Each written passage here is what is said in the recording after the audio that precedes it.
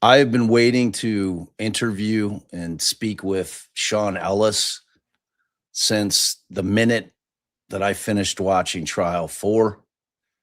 And today is finally the day. Let's get right to it.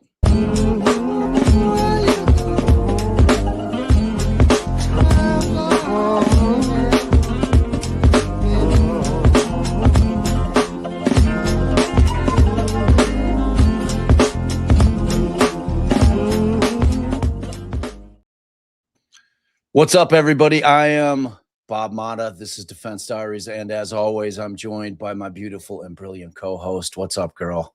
Hey, babe. Hey, all. So I'm pretty excited about this. Yes, me too. And what I said is absolutely true. You know, it's if you've watched Trial 4, then you should know. Us coming from our background, what we do, that really resonated with me watching it. It's probably the most powerful documentary I've ever seen. And I watch all of them. I've seen a lot of documentaries in my days, and Trial 4 just struck a chord with me that was hard for me to shake. I'm going to start crying already. So without further ado, I want to bring Sean on. And let's get started with this conversation that I've been dying to have for years.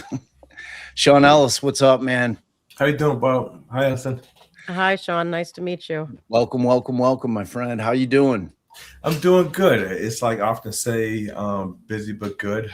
It's been a long day for me. I had a little oral surgery earlier, so if I'm looking a little strange or weird, I'm talking a little strange or weird. That's why. You look great and you sound great, both those things. So yeah, man, as I've been saying, I've really been dying to talk with you. I reached out to you a while back, and I was really wanting to get you on the show just because of your story and how powerful it was, and the work that you do now. Just the whole thing is you're a person that people need to know. People need to know your story. It's a cautionary tale, but it's also a redemption tale.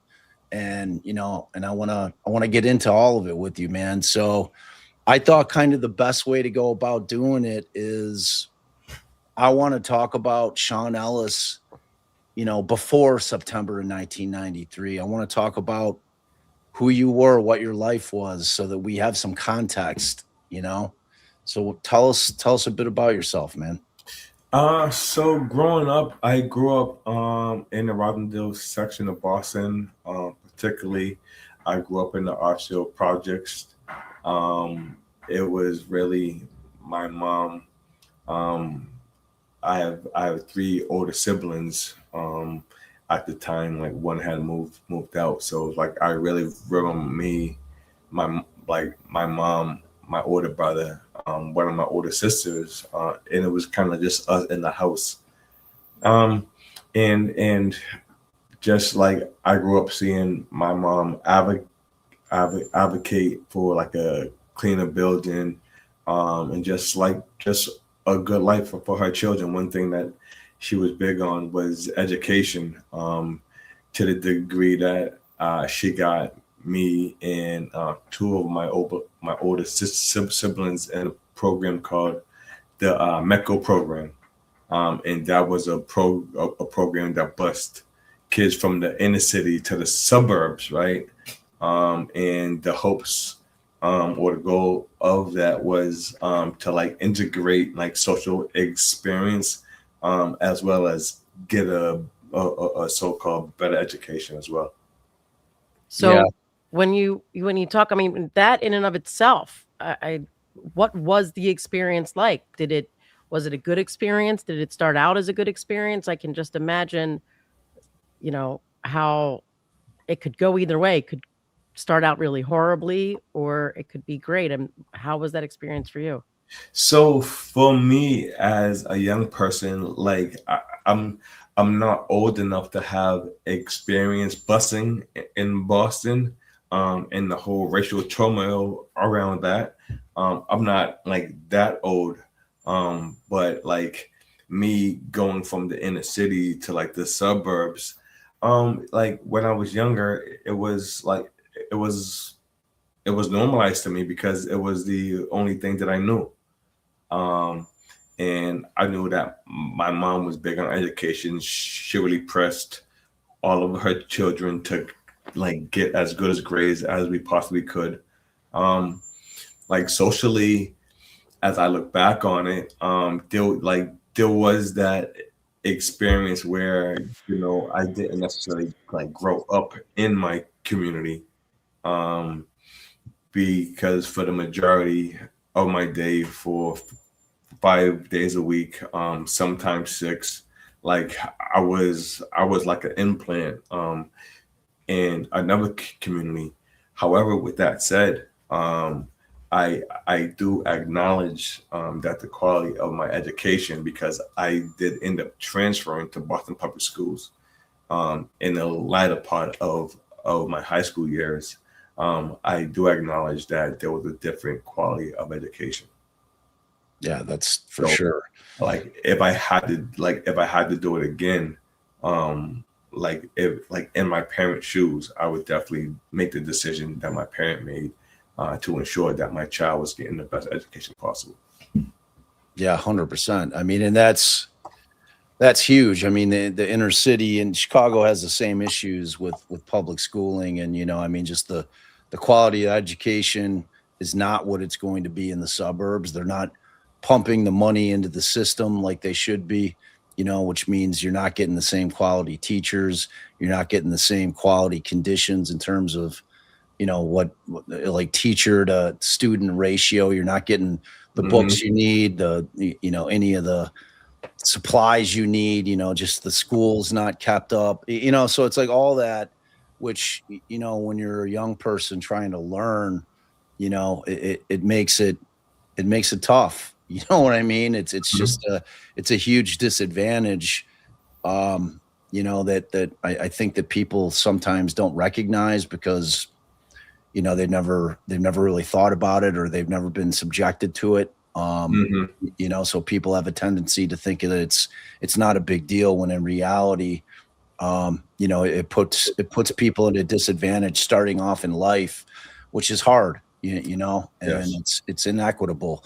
So as far as your mother, and one thing, and like I was telling you off screen, I've had quite a few exonerees on the show, and there's one common denominator always with these guys that I've spoken to, and Amanda Knox as well, but it's the mama bear. It's the moms. It's always the moms. The moms are the ones, like, when the shit goes down, it's the moms that are fighting out there. It's the moms that keep coming and coming and coming. And, they never stop advocating for their kids. And usually, when you kind of tie it back and look back, when somebody's finally exonerated after 1 decade, 2 decades, 3 decades, whatever it may be, you always end up finding out that it was the mom that was pushing it the whole time. So, I mean, talk a little bit about your mom. I mean, obviously people that have watched Trial But, 4 I mean, know. yeah, I was gonna say, from watching Trial 4, we know that your mom's struggles, and you can share, obviously, hearing more from you, but you still saw that despite, in the shape that she was in and what she was going through, hmm fighting Oh, for you, she still found a way to be there despite that, and, so yeah, tell us how that was. Yeah. So I often like to let my mom speak like for herself, right? But when I was 8 years old, I had a 12-year-old brother, and my older brother drowned. He transitioned at the age of 12. And that's a situation that my mom had to deal with. And she coped with it, the way that she chose to cope with it. And that like led her on a path of chemical dependency, right? And at the time, society didn't look at it in a way where it was an illness or a sickness. It was vilified. Yeah. And so the help wasn't there for, and so as a result, being that she was a single mom, like our family suffered, although she did the best that she could, despite what she personally was dealing with, to kind of hold us together and move things forward. And you know on one hand, she had her personal struggles, but then on the other hand, like when you look at the children that she produced, like I graduated from high school. My older sister graduated from college. My younger sister, who was 3 years old when I taken away from graduate from college, and so she was struggling on one hand, but at the same time, she was still nurturing to the best of her ability. And so I say that to kind of speak to the kind of mom that I had, and have, because she's still around. Yeah. Yeah. And so during the length of the trials and the incarceration, I sat through three trials. Like to sit through one trial is a lot, right? To sit through three trials is to sit through two trials even more, right?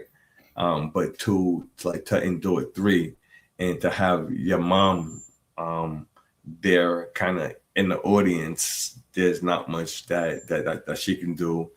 And at sometimes there was such a police presence that she had problems finding seating, from what I understand. That's an experience that I wouldn't wish on any parent. Yeah. Yeah. We talk about it all the time in terms of, because we'll watch trials. We'll stream trials as they're going on. We'll live stream, and we'll be talking heads, and we'll commentate during the trials. And we're always trying to explain to people what it feels like, the best that we can, for the clients that we represent in those trials, and how the way that the system is built is that from the minute that you're arrested to every other part of it, even before trial, is all part of the punishment. It's like the waiting is part of punishment, the stress, the anxiety that you're feeling. It's like, it doesn't matter whether you've been able to bond out or whether you're sitting in custody waiting for this trial. Either way, and we're going to get into this with you specifically. You're sitting there just thinking about, oh my God, is my life over? Or what is going on here? If you're an innocent person in there, you're thinking, all right, they're going to get it right. They're going to figure this shit out. This can't be happening to me. Oh, let's go to the trial and get the trial, because at trial they'll see, I didn't do this. And then, when the conviction happens, it's just it's impossible to explain in words what that feels like when you're in that position, man. And, from us, standing next to because we feel it, from Rosemary, we deeply feel what our clients are going through. And, when you have a lawyer like Rosemary that fought like she fought and cared like she cared, what that person is bringing to the table. You can feel it. You know what I mean? It's not words. It's something that you just know in your soul that, oh man, she's a real one. You know what I mean? And it's such a hard thing to describe to people. That's why it's better to hear it from you than to hear it from me. So starting from the day that you're arrested, man, what is going through a 19-year-old kid's mind?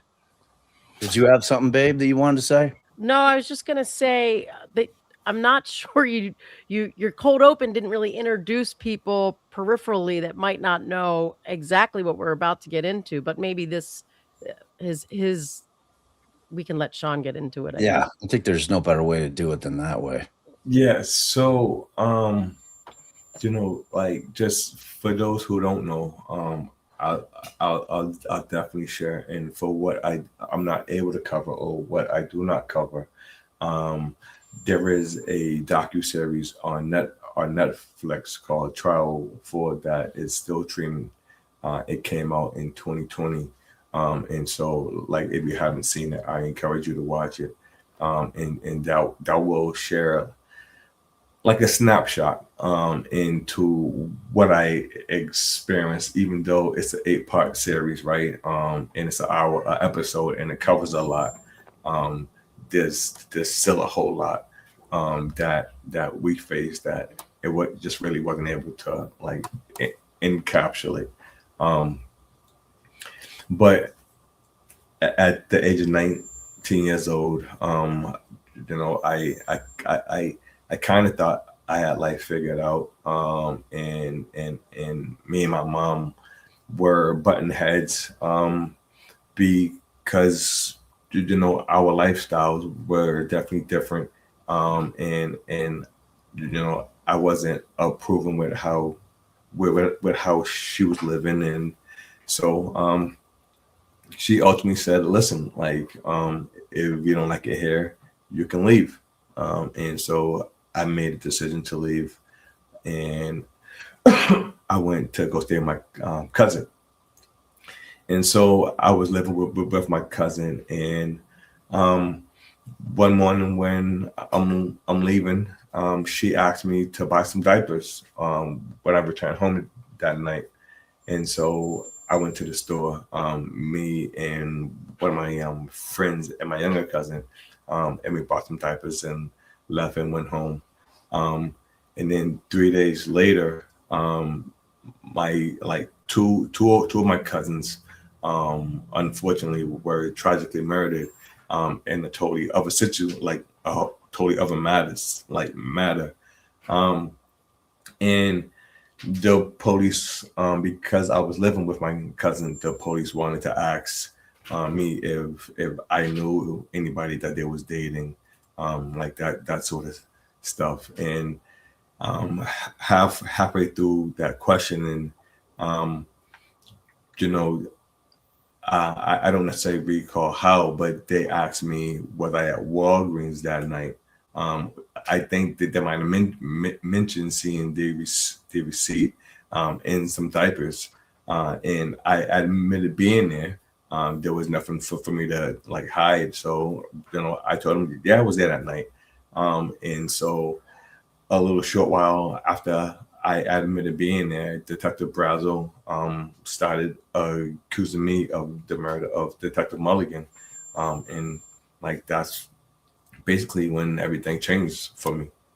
And so Mulligan had been sitting in front of the Walgreens. He was off duty. It was a side hustle for him. He was out there in his SUV. And while he was out there, apparently he fell asleep. And at some point, somebody got into his car or leaned into his car, shot him 5 times. And they say that and which was their motive, which was the wackest motive I've ever heard in my entire life. But they claim that that the motive was to take his service revolver because his service revolver was missing. So I mean, was that like a thing they were saying was like something that people did to get street cred? Like, oh, I got a cop service revolver, or they just kind of make that up on the fly? I'm not sure where that came from. I wouldn't be surprised if that's something that they just made up on the fly. I mean, because like they typically want a reason as to why something would have happened, right? Mm-hmm. Oh, and in this particular situation, they're clearly it didn't appear that Mulligan had been robbed other than his service revolver. Like they didn't. Right. So from what I heard, they didn't take his cash or his wallet or anything like that. They didn't take the vehicle the dude just like, you know, in 5 shots in the head seems personal. Right. And they me. didn't have anything with Sean, no background, no history, no reason why you would be targeting this officer. So they just come up with this fakakta thing that, well, he wanted his service to rival. That's why I was wondering if back then it was like a thing people did, like for street cred, like, oh, I stole a cop's service weapon. But I guess it's because you had no background. They couldn't find that personal connection. That's all they were left with. But then at the same time, this is the part that they didn't share and that they didn't say. My defense attorney at the time of trial did bring it up, but I did go inside the store. I did purchase diapers, right? Yeah. And they had that like camera thing saying like you are being monitored, right? So like it makes absolutely no sense whatsoever. Like you're going into the store and there's surveillance that's saying that you're being monitored, and then like it's like asinine. It makes absolutely no sense at all. Right. That you would walk out of that store, kill a cop, knowing that you're on video. And just for the purpose of a service revolver that you didn't need. Right. Yeah, it makes zero sense. I mean, none of it made any sense, you know. So, all right, what I want to try to get into the best that you can, like kind of going back in your memory, because when I watched the doc, man, and you know, and they'd have shots of you, you know, as this young man, you know, initially kind of walking around like with your head down, and then you know, your lawyer's like, nah, man, like you stand with your head up, you know, you didn't do this shit. You know, don't walk around like you're being shamed, like you walk around like you're innocent, because you are. But try to speak on the reality. Like, when does that set in to what is happening to you as a 19-year-old kid? When does that finally like take hold? You know what I'm saying? Yeah, no, like, so as a 19-year-old, like I'm not sure that it does take hold. Like you're a teenager still. Yep. You're like 19. And even as a 20-year-old, right? Like you're not gonna say a full-on adult, right? But I was 19 years old, and so like the processing of what was going on, like I can't say that I was necessarily processing it as I would process things today, right? What I do know is that you know, there was an emotional component that I identify as fear. Like there was, like, I was afraid, I was scared, right? But like externally, I couldn't present that, so to speak. Yeah. You know, it's like I didn't want to be victimized or taken advantage of, or like, I'm not sure what the word is, but internally, there was all type of emotional stuff that I was experiencing. Yeah, I can't even begin to, you know, really truly understand it. I mean, you know, I'm a relatively intellectual guy, and I work with folks. You know what, Bob? Like, if I can, right? Like you say, like when did you like really begin to like fathom what was going on? And like I think the point that I identify is I had already sat through 3 trials, and I had already filed my direct appeal, and I had filed my initial Rule 30 motion for new trial. And my direct appeal and then initial motion for new trial had got denied at the same time. They was filed jointly. I think at that time, right, is when I said like oh shit, like my life. Like I think at that time, like I think my processing had caught up to like what my reality was. Yeah.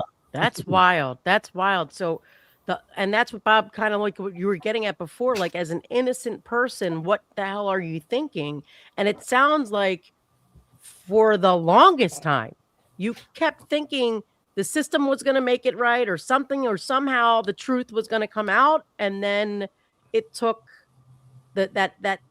all those last denials at the same time for you to be like, holy shit, the system's not going to make it right. Correct. Yeah. Wow. You know, and I'm not going to speak to the effectiveness or ineffectiveness of your trial counsel, but you know, I know the reality that a lot of times, because they were public defenders, were they appointed to you? Well, they were appointed, right? And again, like I was a young kid at the time, right? Right.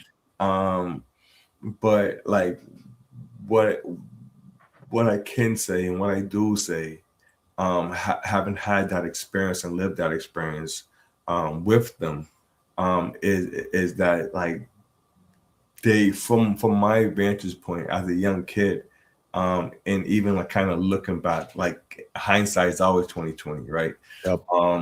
But did they fight? They fought their ass off, right? Yep. Like they asked for evidence in 1993, right? And specifically, they asked for evidence in 1994. Very specifically, like they filed a very specific motion asking for very specific evidence, right? Yep. And the Commonwealth said that the evidence didn't exist. They said that we was on a fishing expedition, right? And they got the judge at the time, Judge James McDaniels. They got the judge to go along with them, and so when we went to trial in 1995, we not only went to trial without the evidence that they asked for, we went to trial without a mountain of evidence that was out there that wasn't turned over. Yeah. You know, and like if you're not familiar with the case out there, if you haven't watched Trial 4, I tell everybody on repeat over and over and over again, watch Trial 4. It's such an indictment on the criminal justice system in this country. It should be mandatory viewing in high school. That's how I feel about it. Everybody needs to see it. Everybody needs to understand that this is how our system operates currently. Nothing's changed since you've been exonerated, Sean.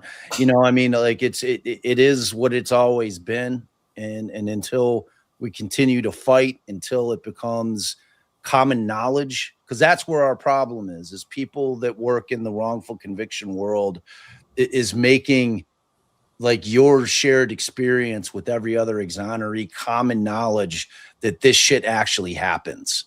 You know, because people that live in the suburbs or, you know, in these areas that don't like deal with crime and they're, you know, they just don't know. You know, they know what their life entails in terms of their day to day, you know, whatever they watch on their Netflix or, you know, Bravo TV, you know, so people just en masse don't understand what's going on. And that's why it's so important to continue to shed light. You know what I'm saying? It like getting the word out for all the people that are out there, content creators, exonerees, you know, the innocence projects that are all out there fighting the good fight.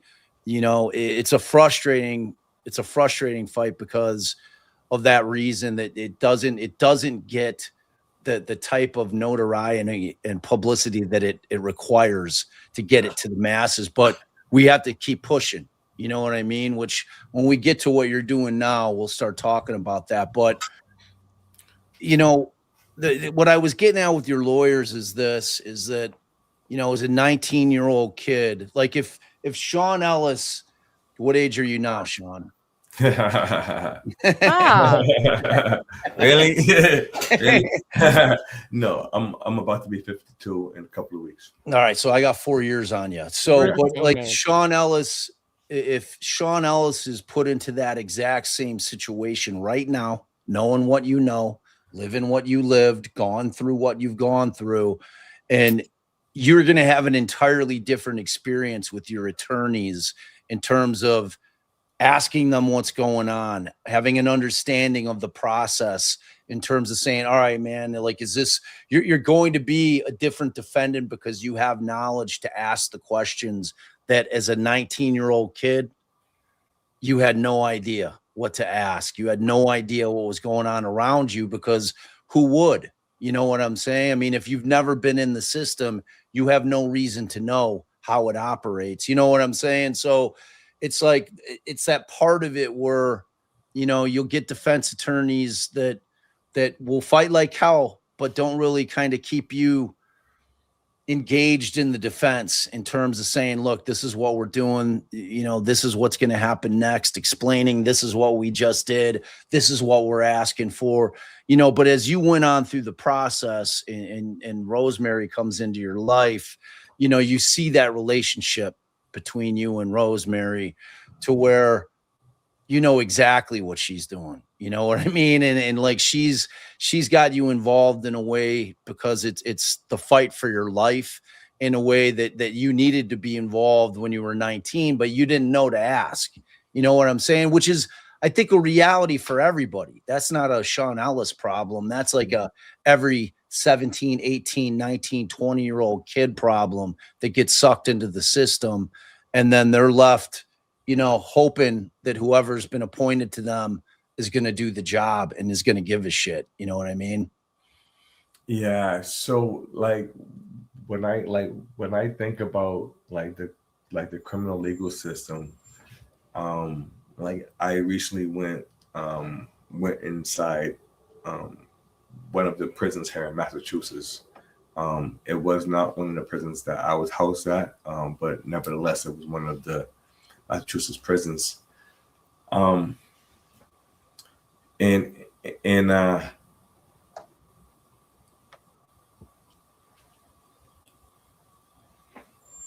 like I remember speaking about how the fact that the criminal legal system does disproportionately, right, impact Black and brown people, right? Yep. But the reality of it, right, is that when we think about the people that live in the suburbs, right, and we were thinking about white people, right, like it disproportionately affects Black and brown people, right, but it impacts all of us, right, no matter what your economic status is, no matter what, like where you grew up at, I've seen people impacted by wrongful convictions from all walk of life. As a matter of fact, we have an ex-police officer within the Exoneree Network that makes up part of our community that has impacted by a wrongful conviction. So for those who think that, well, you know, that could never affect me or that could never impact anyone that's in my family, that's like so many of us woke up on that day thinking that same thought, right? And unfortunately lived a reality, and our family lived a reality in which that was not the case. Yeah. And I mean, I'm sure you've heard of a little case that happened in your neck of the woods, that the Karen Reed case, Mm-hmm. which, you know, Allison and I both said this on numerous occasions, that we were thankful that Karen went through that fight as hard as it was. That it was such a public fight, right? And it was such a public fight because it exemplified exactly what you're talking about. Yeah. You know, and the other thing that Alice and I would make a point about is that most defendants in that position don't have the resources that Karen Reed had to fight, because you saw, the whole country saw just how hard and how much money you have to spend to beat the government when they've got designs on convicting you. And make no doubt, there's no bones about it. You know, there was a bloodlust when a Boston cop gets shot. You know, somebody was going down for that thing.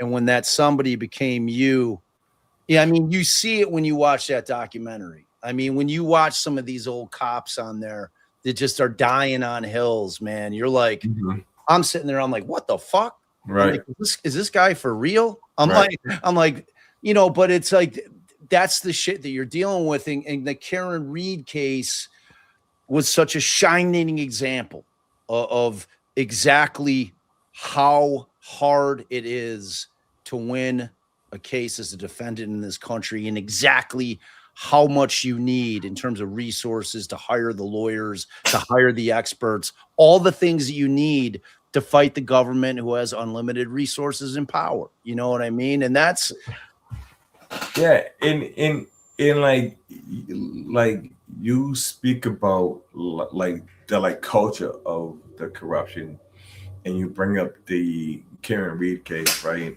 And there is like and you touched on it, right? What I think is unfortunate about Karen Reed's situation on one hand, but yet what it highlights on like the other hand is the racial dynamic, right? A white woman has some wealth, like not rich by any means, right?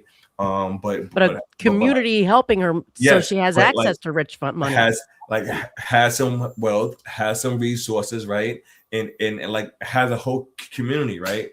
That instead of turning against her, like rally behind her because they seen the injustice that was taking place, right? But look at the way that it was reported as well, right? But then look at the way that these other stories from these other communities, right? That has a lack of community support, has a lack of resources, but look at the way that those instances are reported, even when there's like the situations like you look at like a Miles King, right? Or you look at what's going on with the Officer Proctor, right? like come on, right? And the fact that like anyone is saying anything in support of that, right?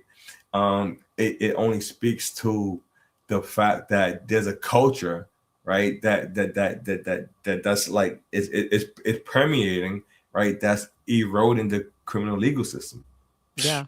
Preach. And when you and on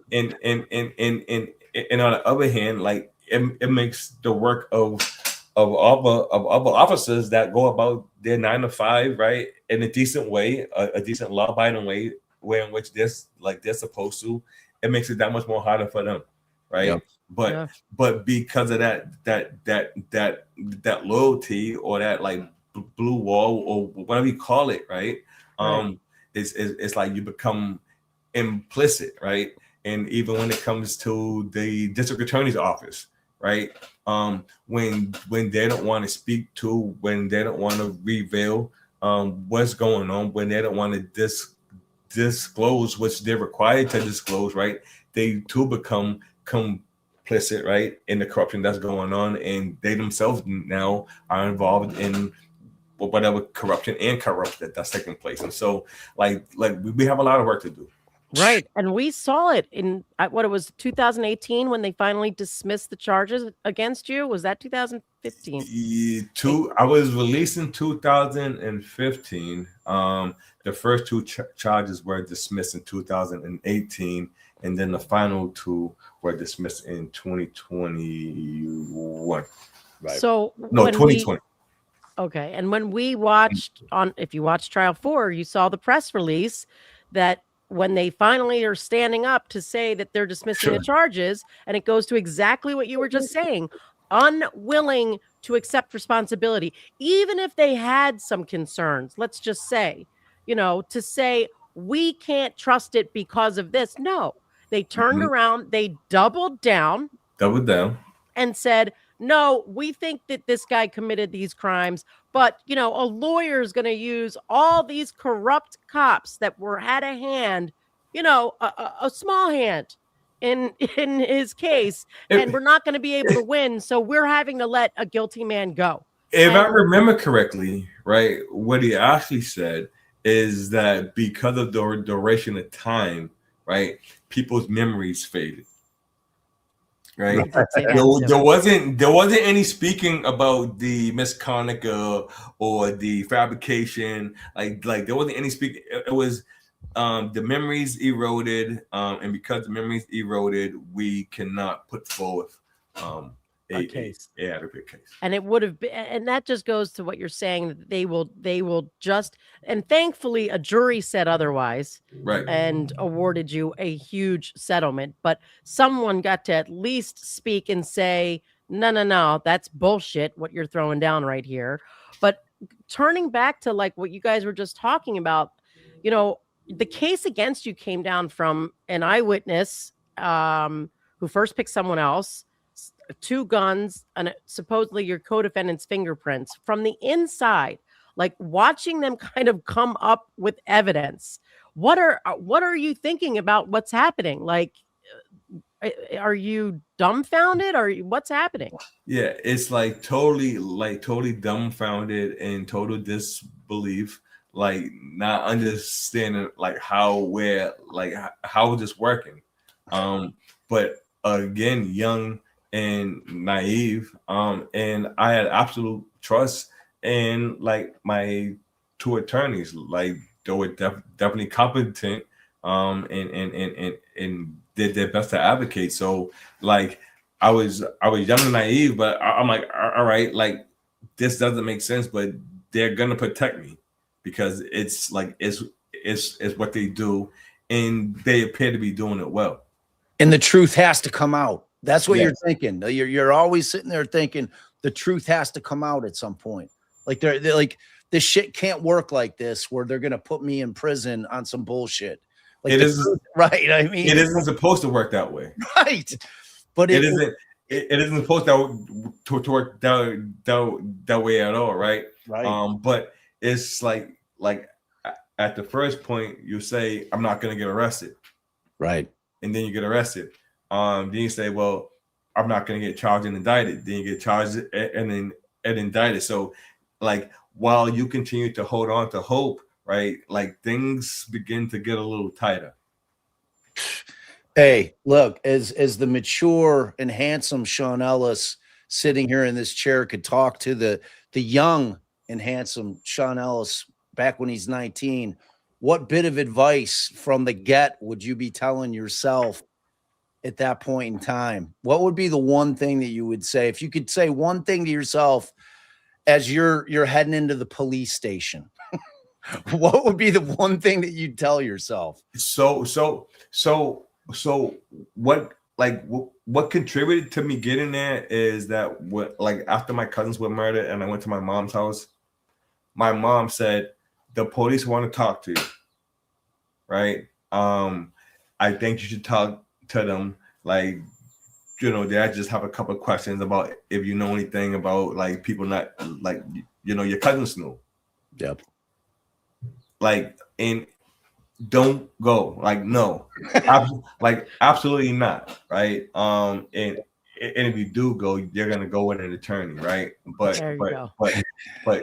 do not go. Thank you, Sean. And that would be the best advice that I would be able to give the younger me, or my child. Yep. Like I would raise my child in a way where my child was respectful and law-abiding. But when it came to having a situation where there was that kind of encounter, I'm telling my child, like, do not go, right? And like you mentioned something earlier, and we spoke about like school and the importance of education, and the difference of education. And I don't know what it was like in Boston public schools, because I learned this when I was going to school in Needham. But I remember like when I was a young kid, I had like a desire to like be a criminal defense attorney. But like it was never like formally like fed, right? But I remember, like I have a memory in some of my classes, learning the U.S. Constitution and learning the amendments. Like I have a clear memory of learning that in middle school and then learning it in high school. It was a class, I believe it was constitutional law class. Never in a million years did I think, right, that like that class would be relevant, right? And if I did, I would have paid a lot more attention when I was going to school. But like education is so important, and what we teach our young people is that much more important. Yeah.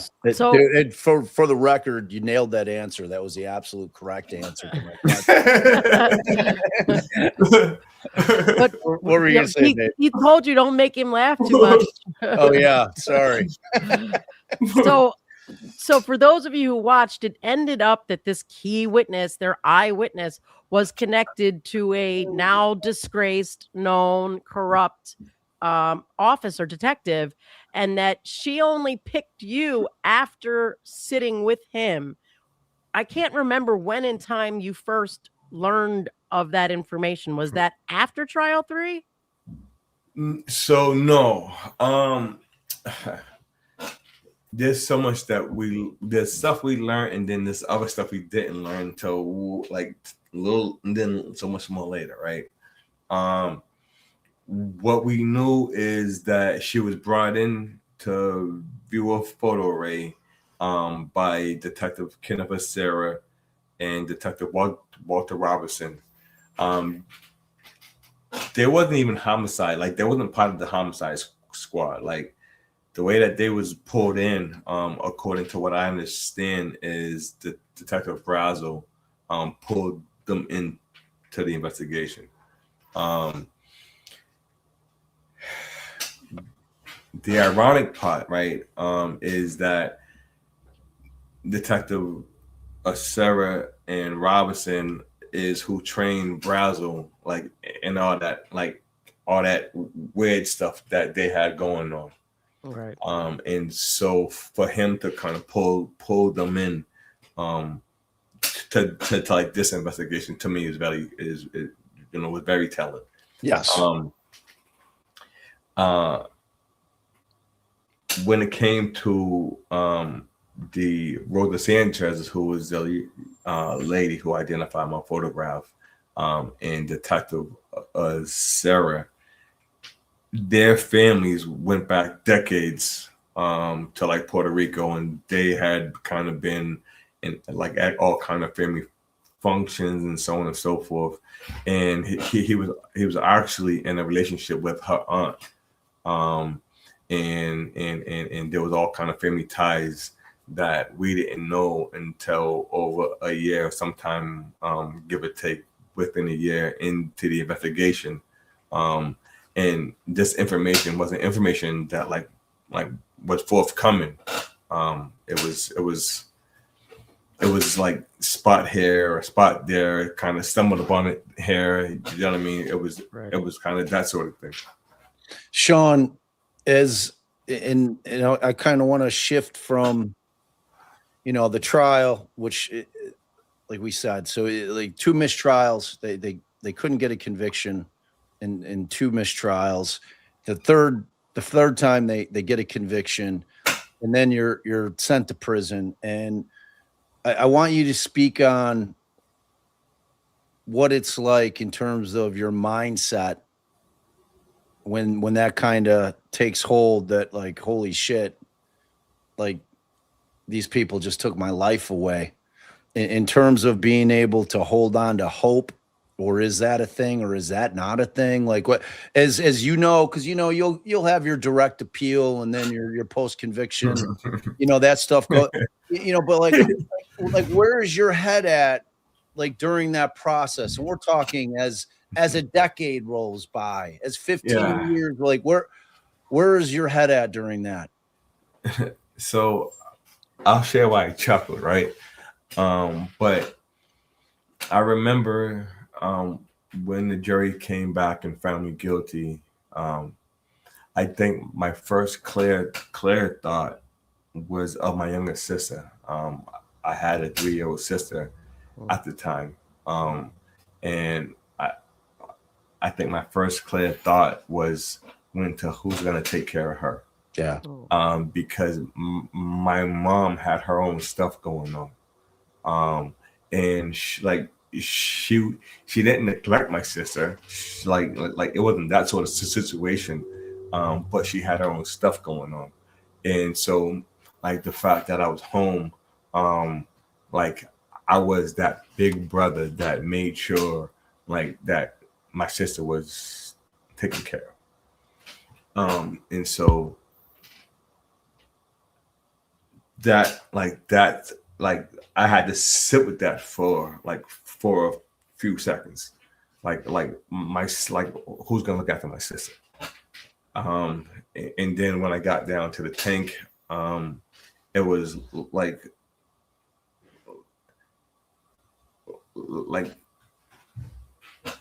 yo, they just convicted me. I didn't know I was in county jail. I was being held. So I didn't know what was on the other side of that though. I didn't know state prison. I'd never been to state prison. County jail and state prison is different.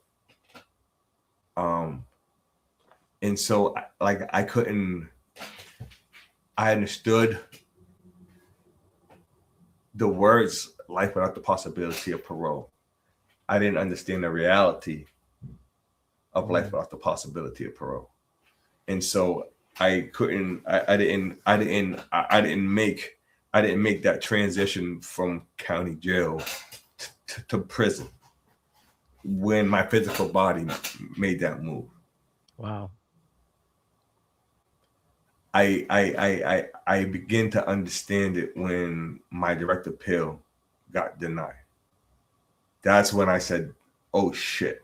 That's when like it was real, but that's when it became like really real. Like I gotta wake up and do something about this. And then like that's when I doubled down on my efforts to self-advocate and like do all that, because at that point I knew it was for real. Wow. And you told Bob and I, maybe we'll actually wait till we get into what he's doing now. So I kind of take that back for a moment. But did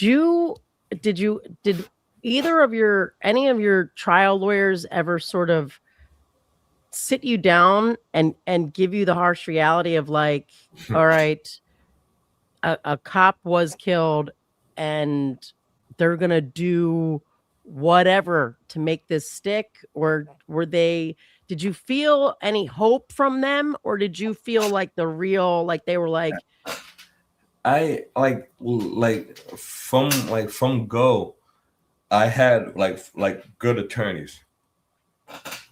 They didn't speak to me like that, right? Like a cop was killed and they're gonna do, but like they were for real with me in terms of what was going on. But again, I'm a 19-year-old, so like imagine you talking to your 19-year-old child. Right. Like that's the reality of it, right? Now double down on that, right? With the seriousness of the situation, and you're trying to get your 19-year-old child to understand the seriousness of the situation, right? But your 19-year-old child has no idea what you're talking about, right? They're like, yo, what are you talking about, right? And so like they did what they could to like advocate and represent me. And I recall a time where we were filing my direct appeal, and we believed in it. There were several issues in there, and one of the issues were with the discrepancy of some of the testimony that we wasn't allowed to kind of get into and all that, and so we believe fully in the issues that we presented, but it like before it was put in, my attorneys came to see me and we had a conversation in terms of this is what we're hoping to happen. However, if it doesn't happen like that, what are we planning to do next, right? We had that conversation. And that was a harsh conversation to have.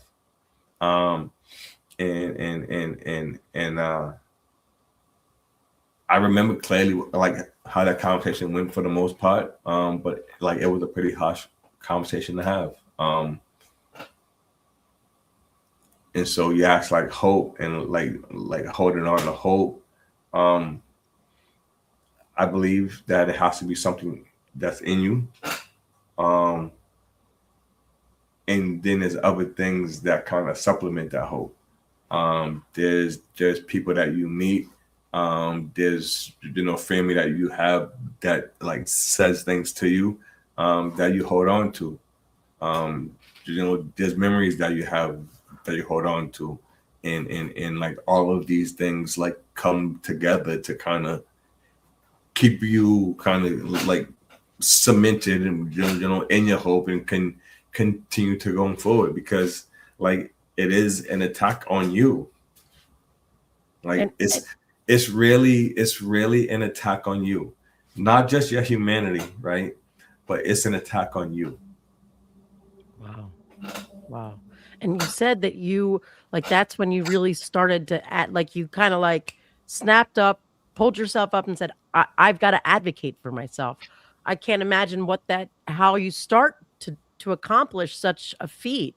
What was you advocating for yourself? How did that look? So I had already been like doing what I could to like learn the law and research the law. While I was in prison, I tried to do college courses while I was at Susan Baranowski Correctional Center. That's like the state's max. But the institution, like the administration, didn't allow me to, because they said that they didn't allow for practice for people to proctor the test. So I had to settle for a paralegal certificate. But that was after having years of like just like reading cases and just reading, right? And that's kind of like how I started out learning the law. I was just reading cases, much like there was like a novel, because I didn't know any better. I'm just reading, and then over time I learned what a footnote was. Then I learned what the keynote was, and then I learned what a header was. And then like I started learning how to draft motions, and then I learned legal jargon.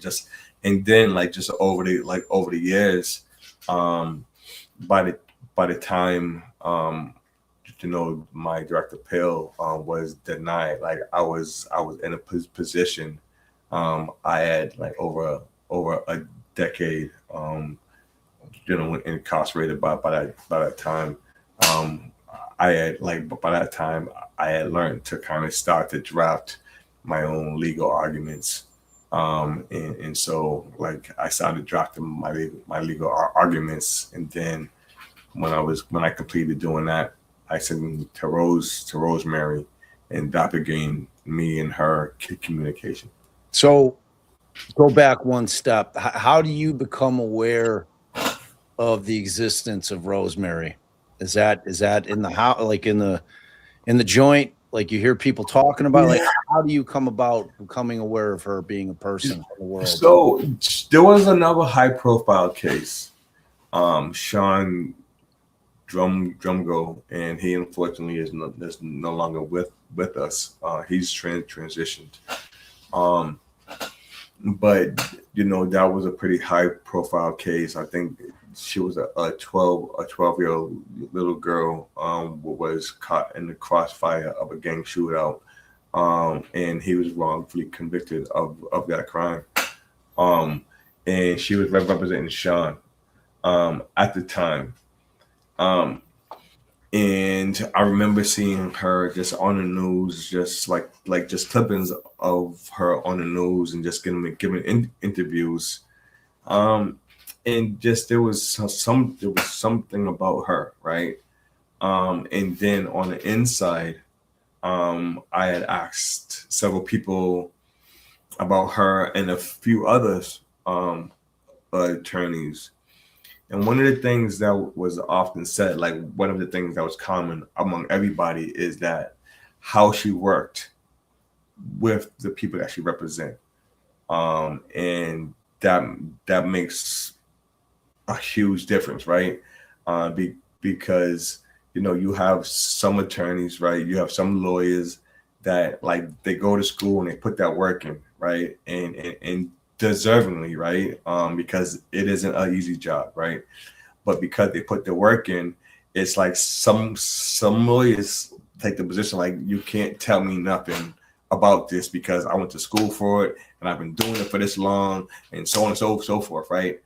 And then there's other attorneys like Rosemary, right? And the good attorneys that want to hear from and want buy-in from the people that they're representing. And so when it came to like hearing about Rosemary, I heard that she took that kind of position to like how she went about doing her work. And so I said, I want to go with her.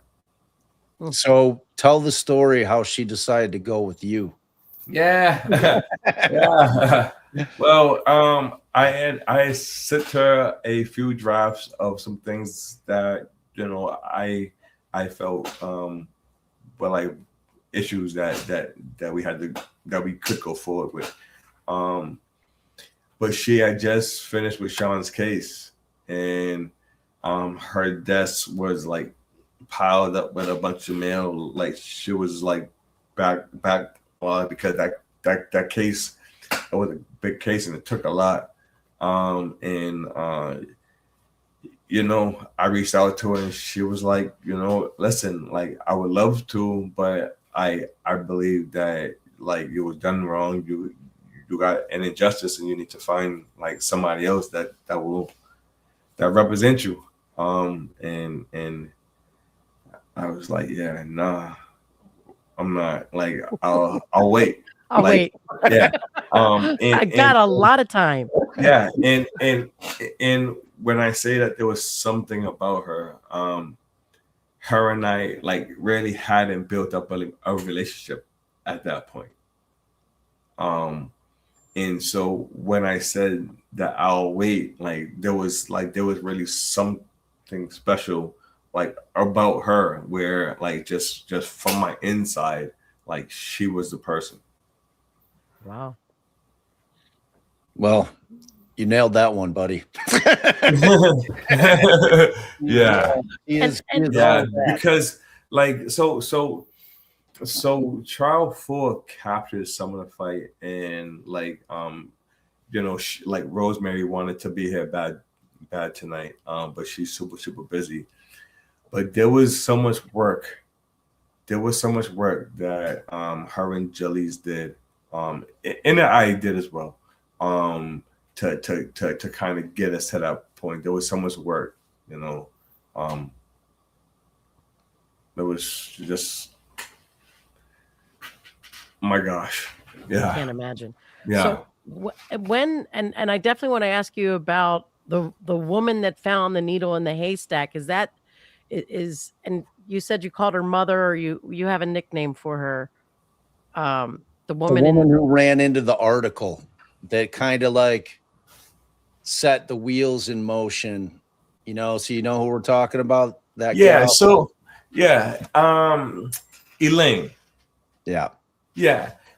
She was living in Canada at the time.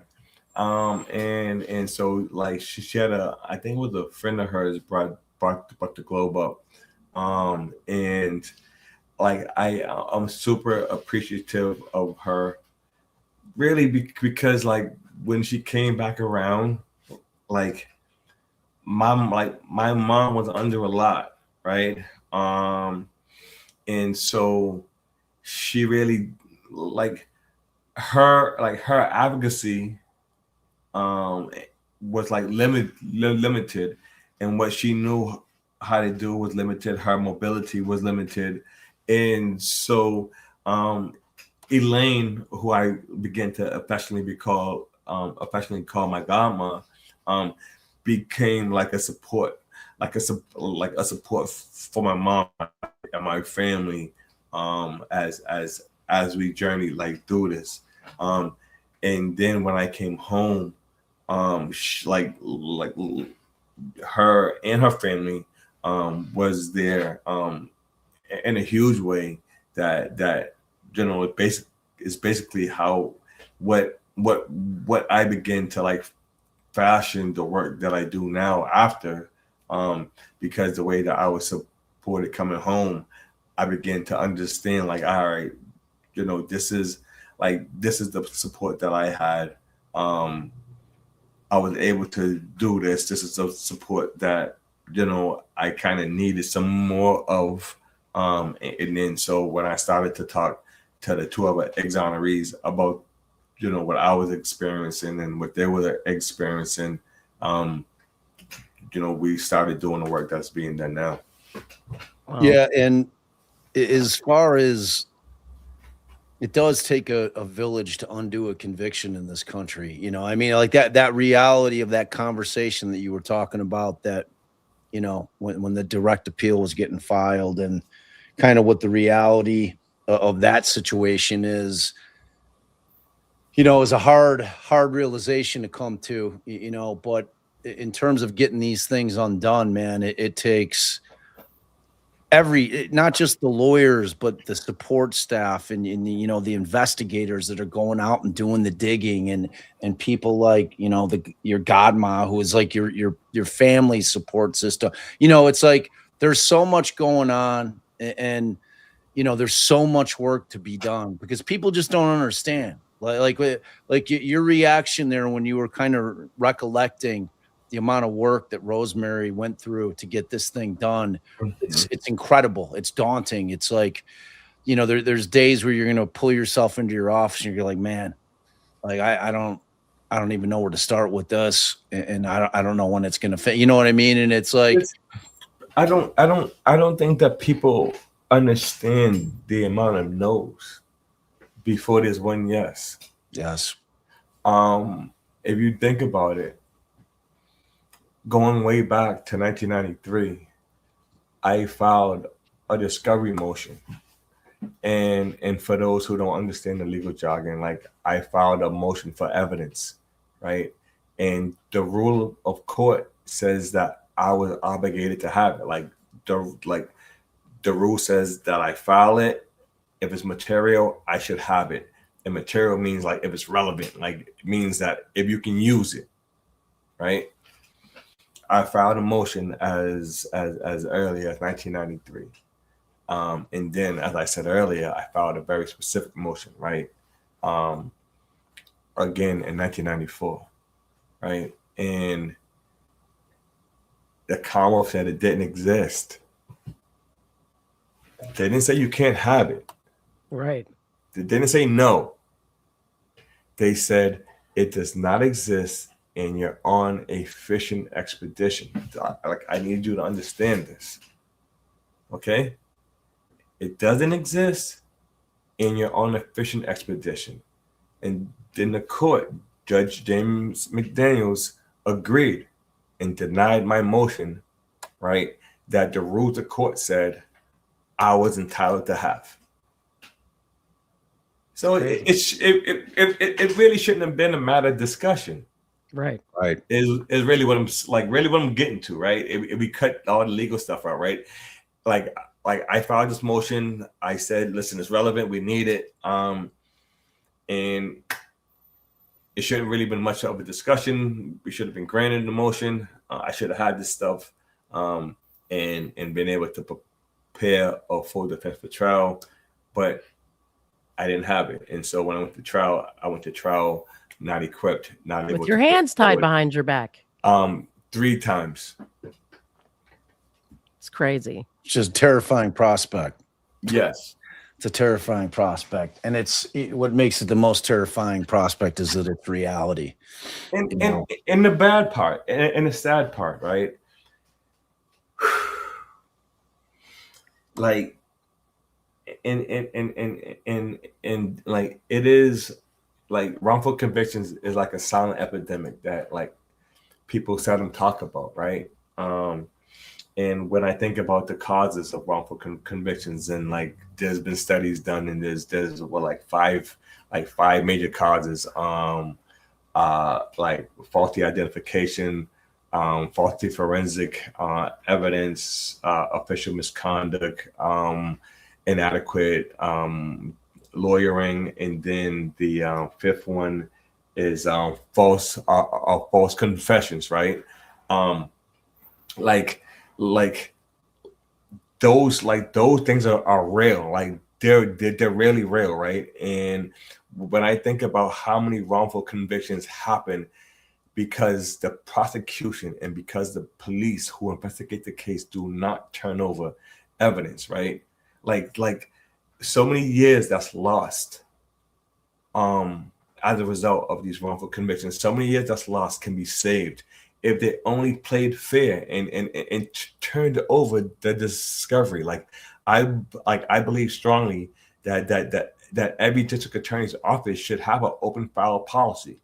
Like there is no reason why anyone in this country should go to trial without having all of the evidence that they're being confronted with. Right. There is no reason at all. Yet and still, so many do. Yeah, because it's that simple concept of it. If you got the case, then what do you have to hide? You know what I'm saying? Like if you've got the case, if you've got the evidence, then what are you hiding? Right. And as soon as you're presented with this situation wherein you come to realize that they're hiding things, there's a problem. And like from the system perspective, the problem is, Sean, and I know you know this better than anybody, is that when it became, and I don't know what one point in history, it may have always been like this, when it became not about a search for the truth, but it became a drive for a conviction because it's a political office and I'm a tough on crime prosecutor and I need a conviction rate that's in the high 90s. They don't give a shit about the truth. Therein lies the problem. And it's hard for me to see a way out of it other than for us to keep talking and putting the reality of the system and hoping that people out there care enough to do something about it. People that are sitting out there watching this, and we're going to go through what the work you're doing now. And we're going to put up all your links of the places where they could reach out if they want to help, if they want to donate their time or money, whatever the case may be. Like I said, it takes a village, but we're talking about a really, really big village. It has to become a movement where everybody's heard of it. You know what I'm saying? It's like when you're talking about this silent epidemic, that's exactly what it is. Mm-hmm. I mean, if people are sitting here and thinking, the 3,600 exonerations that have taken place in this country are the only innocent people that have spent, like most of them are dead and gone. Mm-hmm. The cases are from 100 years ago moving forward. If you think that there's not tens of thousands of people in prisons all over this country that are innocent of the crimes that they were convicted of, you're living in a fantasy world. I mean, you're talking Boston, so it started with women being hung as witches. That part. So, yeah. I mean, all right, so let's jump to the fateful day when you finally heard a yes, and that was, tell us about that day. Tell us about that drive heading to that courthouse that day, and what was your expectation? Because like that thing that you were talking about, like all those no's, mm-hmm. It starts you kind of you build a thick skin because and you'd maybe even expect to hear another no. So what was your expectation going into that day? Yeah, so Rosemary and Jaleese came to visit me when I was at Norfolk, and I had been at MCI Norfolk for roughly 9 years. I was engulfed in that culture there, program and kind of better myself and kind of giving my life purpose, albeit I was in prison. Like I had still been actively involved in my case with the office and stuff, and we had put the motion for new trial in, and we were waiting, And so once you have it in, roughly, you think like you give it like 3 to 4 months, 5, maybe 6 months, and you should hear something. But at some point you stop thinking about the time. Like you stop thinking about how long you done had it in. Like that's stuff that drives you crazy.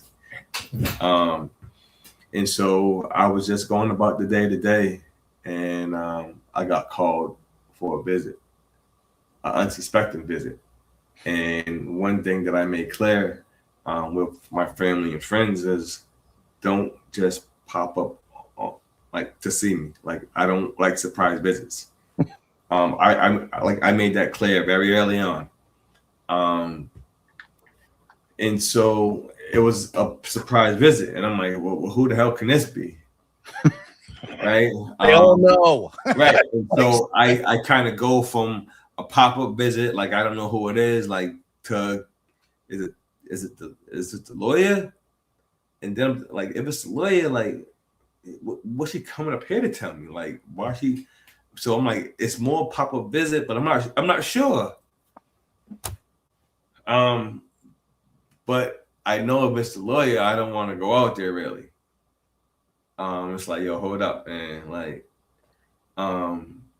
because in some ways it represented finality. If it was a non, because what I learned very early on, I thought I was so naive. I'm like, oh, you have all these appeals that's afforded to you, and you can go to the world court, and like you can, like I was reading that in books and stuff, right? But it's a bunch of whatever it is, right?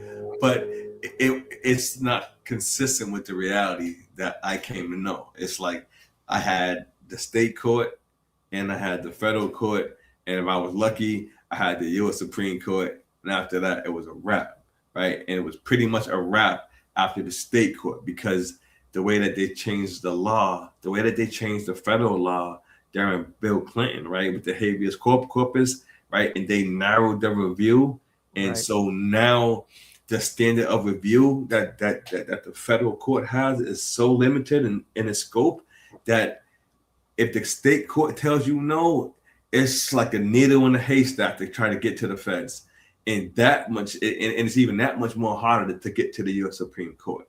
And right. So I didn't know that then. I learned it later on. And so, like when going back forward, I just wanted to tangent, right? That's fine. Because we're talking about the day we got the good news. Yeah. We're talking about the day we got the good news when Rose and Jalise came up. Like that day, I remember walking out to the visiting room, and it was a glass. It was a glass I could see through, and they were standing up. And I seen intensity on them. Didn't know what it was, but when I went into the room, I remember like Rosemary saying, "Sean, we did it." And I'm like, "What? Did what? What do you mean?" And she said, "We did it." Like she repeated herself, and like she's like, Judge Ball ordered you a new trial, and just like, and I remember breaking down, and I remember like just like kind of not all the way right, but I remember there was a lot that in that moment, and I broke down for a minute. It was our little minute. And then once I got that part out, I kind of gathered myself back, and because we were still in go mode, I understood, because I had been in prison for 22 years, that this wasn't it. That like we still had work to do, because what they was trying to do was for real, and I learned that. Right, they were really trying to take my life. And so while I was like happy like for the moment, and I was happy to have got that part off of me. Like there was still things that we needed to do. So, we pressed forward and filed a motion to get me bail. I was released on $50,000 bail, and so my family comes from the projects. Like you gotta understand this. Like I shared, like the first place that I remember living at was a hallway that had graffiti in the wall and that had urine. Like smelled like urine, right? I didn't come from money. So $50,000 might have been $100,000, might have been $1 million, right? Because we didn't have it. That's just the reality of it, right?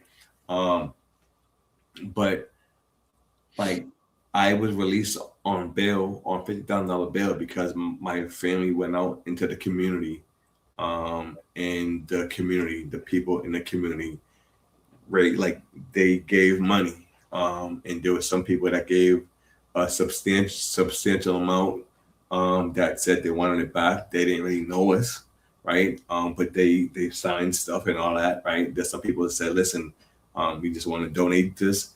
But everybody that said they wanted their money back, they signed and we made sure they got their money back. But the community of Boston is who bailed me out of prison when I was granted bail. Wow. And then since like being home, I've gone on, along with Victor Rosario and Ray Champagne. Ray Champagne, he unfortunately has transitioned. He no longer is with us as and Victor Rosario has moved. He moved to Puerto Rico and stuff. But so we co-founded a program called the Exoneree Network, and that program, as we was thinking individually about what we were experiencing individually, is like, okay, we each had a little bit of support, but like we each still struggled, and so we thought about what about those who are coming after us that don't involve support that we have. What is our responsibility to them, knowing what they've experienced while they've been in there, because it's a different experience that you won't know unless you've been in there. And so we began to kind of pilot a program. First, we wanted to make sure that we wasn't going to interfere with the funding of the New England Innocence Project, because we considered that work the first and most important work, getting innocent people out of prison, right? And then after that, we figured that, okay, we're going to pilot, let's, since we're not going to interfere with the funding, right? But since they want to do kind of the similar work, it makes no sense to kind of to do it separately. If there is some synergy, let's do it together. And so we started to pilot the work of the Exoneree Network within the New England Innocence Project, and it's been a beautiful relationship since, and we've gone on to provide housing. We provide a whole lot of work, a whole lot of things, but some of our key stuff is housing. We provide some mental health and trauma referrals.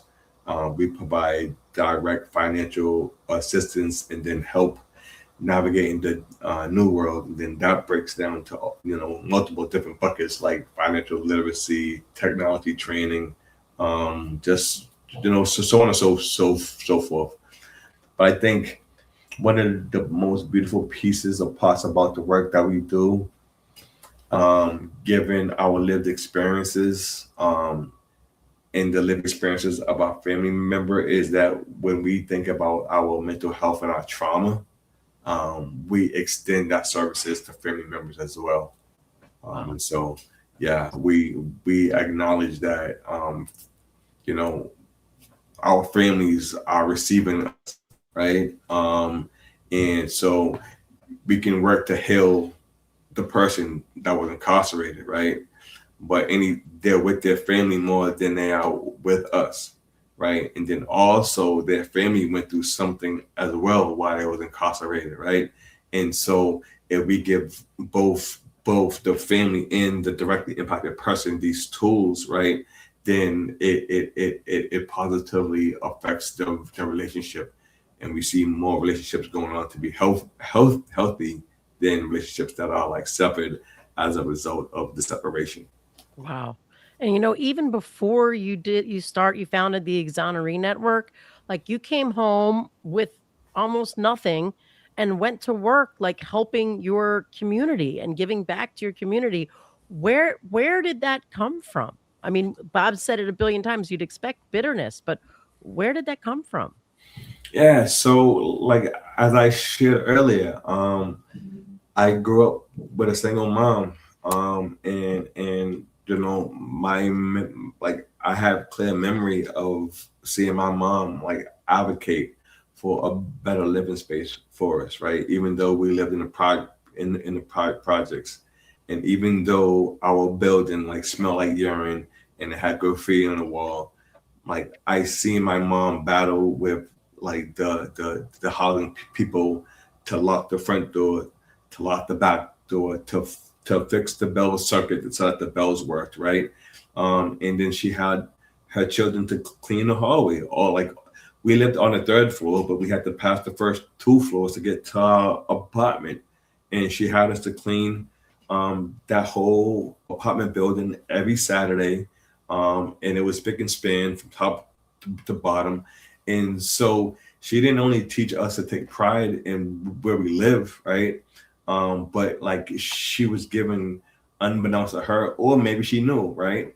But she was given lessons in self advocacy, and so like I kind of grew up like seeing that, and she went on to do other things like organize like patrols in our community to make sure that our community was safe for the women and kids, and just things of that nature. You know, like I seen it in my mom, and so you know that's probably where I got it from. Yeah, it's like you said, it was whether it was unbeknownst to her or not, maybe it was completely something that she was wanting to instill in you. Either way, it was instilled in you at a young age, and it carried through. It carried through a 20+ year bid that you didn't deserve, you know, and it stayed in you. It's just in you.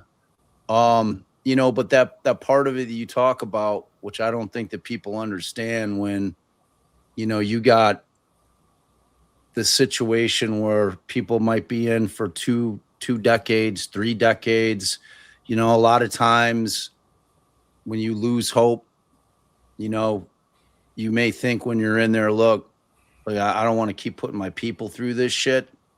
You know, it's easier if you just don't call, you know, like you kind of give up on the relationships to spare them the pain, you know, and then when you get out, you know, maybe your parents have passed, maybe you don't have anybody left.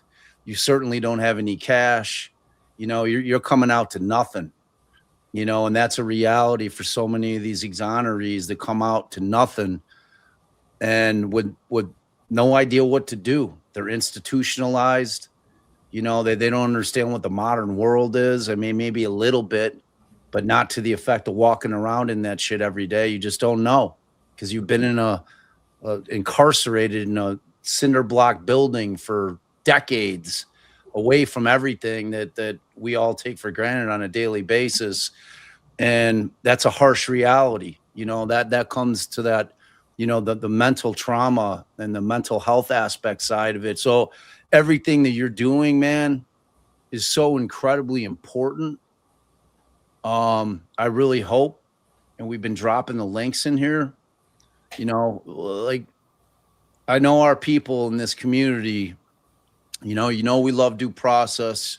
You know, this is important work for us, but you know, if you're wondering how you can help, you don't need to wonder anymore. You know, you need to just simply click on a link, and believe me, there's something you can do, you know, because that part of it, man, is is everything for these guys coming out. You know, I've met enough of them to know just how hard it is. So, man, you're doing the good work out there for real. And for real. I want people to know, because we talked about it earlier when Sean first got out, when the judge, you know, overturned his murder conviction, the state still said you're guilty, but we're not charging whatever these reasons. You have since been exonerated. Mm-hmm. Yeah, and like when I got out, I had to fight for 6 additional years before I got exonerated. Yep. I had to so there was that period of time there. I had to fight for 6 additional years. And the support that was needed within that time, like I needed support. And so that's why we've gone on to kind of do this work. Tell people, Sean, why that mattered to you. Because it's one, like, you know, people might be thinking, oh, he walked out. He's free finally. Isn't he happy with that? Tell him why that wasn't enough. Yeah. So like I'll share this experience, right? I remember I went to the store to get some cosmetics. And when I was in prison, there was a choice of like 2 or 3. I think it was more so on the 2 side. But there was limited choices on what was available in terms of soap. Right. And then like there was certain soap that you wanted to have because it smelled better. Like, okay, this is an option, but it's not really an option because it doesn't smell good. So it's like you want the good smelling stuff, right? But when I got out and I'm at the store and I'm seeing all of these choices, right? And in my mind, I don't know what to rely on to make the proper choice, to get the right stuff. You understand? Like, yeah, like you understand? Like, so the feelings that come up from that, because like I didn't spend all this time knowing, okay, like I know how this smells. This is the right choice for me now. And then now to be free, to be home, to be out in the world, right? But to not know how to make the right choice. Like, wow, gosh, right? Just so like that's one example. And so and that was my example. And so fast forward now, right? There was a guy by the name of Stephen Pena that I met when I was incarcerated. And I met him in the holding cell. Like he took the sweater off his back because they were treating me bad. Like they didn't want to get my stuff. And he seen I was cold. So he was like, hey man, I didn't know him from a hole in the wall, right? He came, it's like he took the shirt off his back and was like, oh hey man, and he gave me his sweater, right? Long story short, he's home now. Like he's free, but he's fighting his case now on a wrongful conviction. He's free based on the claims of innocence.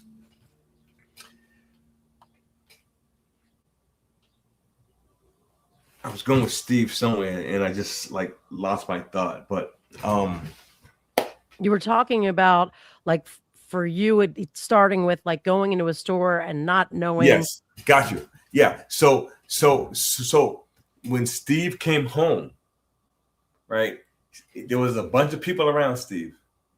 And I told Steve, I said, I want you to know that these people, everyone you see here, it's not always like these people are going to begin to fade because they have life that they have to get back to. They're just happy that you're home.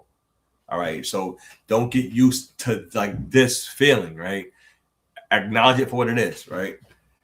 And then we go into the store because he needs some cosmetics. And I stay way back because I don't want to crowd him, right? I understand the feeling. But I see Steve stuck. And no one's looking at Steve and observing what Steve experiencing. But I slowly walk up to Steve and I tell Steve, it's okay. Like it's okay. Pick whatever one you want, right? You won't know until you try it, right? But it's okay. And he just relaxed in it. You know what I mean? Like, no one will understand that if you're just looking from the outside and there's not that connection, right? And so like that's just examples of the work that we do. And so you take those examples, and then now we go on. We have annual, like we have bi-monthly circles, right? But then we have an annual retreat too, that we just go off into the woods and we unplug and kind of get into our stuff. But we go into those spaces and we unpack and we deal with that and the impact of that, right? Because it has to be dealt with in a safe space, right? And if you don't know that exists, then you don't know that needs to be dealt with, right? And if you don't know it needs to be dealt with it in a certain way, you're just gonna be dealing with anything. So it's like it isn't just willy-nilly, right? It's like we approach our work as a result of what we've been through. Wow, it's really powerful. You are just an astonishing human being. Like you truly are, for the hell that you went through that none of us can even imagine. And to be coming out and doing what you're doing, it's very good work. You know, like when Saturday, I sent some photos, right? Like Saturday we went skydiving. We dove from 10,000 feet in the air, towards the earth at 120 miles an hour, right? And there's a certain point, right? There's a certain point where it's so liberating, like you experience that freedom, right? And the people that went with us, everyone that came down, right, spoke about that liberation, like spoke about that feeling free. And so like this is so much more than skydiving. It is freeing in a way that most people will never understand. Wow. You know, you've got, I know Bob's trying to catch up with his emotions, but you've got someone call me out. We've got Truth and Transparency asked this question. Oh wait, I'll read it since it's gonna cover his face. But you're the perfect person for her to ask. She says, Mr. Ellis, I could never imagine what you've been through, but I am advocating and fighting for someone who is where you were. His name is Sheldon Jetter Jr. out of PA. Any advice you could provide me with would be appreciated. So I would say two things. One, definitely connect with an innocence organization. If there's a local innocent organization, definitely connect with a local innocent organization. And then two, I would say to have your loved one do everything that they can to get their entire case filed. Not just what was like shit, like fight to get their entire case filed. That's good advice, because it is a fight to get all of that. And Teresa says, agreeable content. Love Sean, Allison, and Bob. Well, thank you, Teresa. And Amy from Boston says, Sean, you are so inspiring. I'm sorry you went through this. I've talked about your case for years. Keep shining. P.S. I'm a Hyde Park girl. Okay, 617. So, and you know, just going back to what you just said about the skydiving, you know, it's just like you're able to put it like into words, like it's not just skydiving. It was like a whole sense of freedom, like you never thought you'd have. And you know, you talked about how you when you got after you were convicted, trial 3, and you get the denials of all your appeals and everything, that's where it felt real. Was there a point like before, because I know it sounds like when you were waiting for your post conviction work with the 2015 ruling, where you're just now trying to put out of your mind that it's filed and you're in prison doing your thing before you get that surprise visit. At that point, you were still thinking this is not going to go anywhere. Not so much that it wasn't gonna go anywhere, but it's like by that point, my dad had died. So I lost my dad when I was in prison. I had lost my nephew when I was in prison. I had lost like several like close people that I grew up with while I was in prison. I had lost my aunt, like 2 close aunts while I was in prison. So like I suffered a lot of loss, right? And then like there were people that I grew up with, like girlfriends and stuff, right? That you're emotionally connected with, right? That is like, listen, I can't do this. I'm out of here, right? And so like now they're out, and so now people are coming and out, people are going, people are like, and so that's emotional. And so for me, I'm like, listen, like this case is emotional enough, right? I can't do this case and that stuff. And so I begin to kind of like subconsciously try to detach myself from those feelings that make people normal. Right. And so like you heard me say, like that crap attacks your humanity. Like it really attacks your humanity, because it attacks your emotional constitution. Like